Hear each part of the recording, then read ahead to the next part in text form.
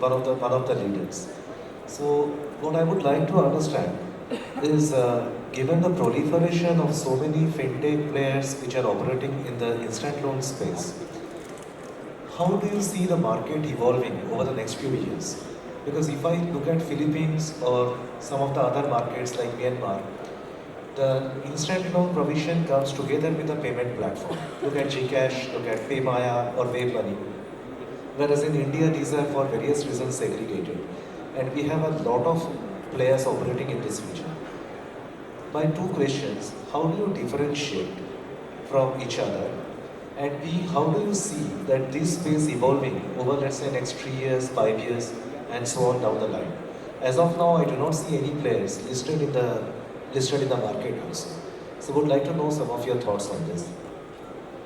Sure. I think that's a pretty interesting question here, and it's also a lot of questions in that one question. So the first thing is, I think, let me tell you this, that whether it is fintech lending or bank lending or NBFC lending, the most important factor for success is, are you able to control your risk? Is your NPAs are under control? And whether your bottom line is kind of green or positive.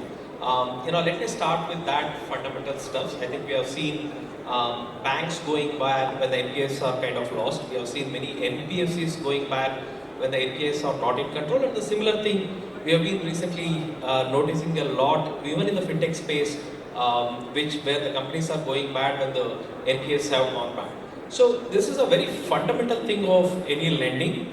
I think lending is not a very innovative business. It has been happening for like thousands of years, and the only guys who have kind of established themselves and grown are the ones who are able to control the risk or the risk management. Now let me leave that one bigger thought. It's no different for fintechs. Even whether a payment company does lending or whether any BNPL guys does it or whatsoever it is, I think risk management is the key factor.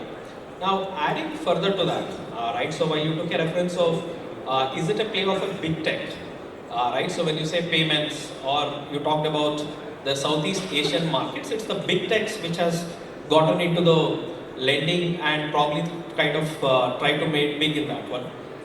But in India, I think the market itself is so large, and we talked about this underserved market so much. Even today, the bureau penetration with the coverage is roughly about 40% of the Indians. There's still 60% of the Indians who are not being covered even by the formal banking or the bureau sectors. That means the opportunity is so large that there are hundreds of banks, there are thousands of NBFCs, and there are hundreds of fintechs which could very easily coexist. At this stage, I don't think it's an issue of the TAM, what we call it. So coexistence is very much of possibility, and I don't think it is limited to any specific sector. Yeah. Thanks, Madhu. So with that, keeping time, we will conclude the session. If there are any questions that you for the panelists, they're available offline for some time. You guys can reach them. Thank you again. Thanks. Thank you so much, Mr. Ashish, for beautifully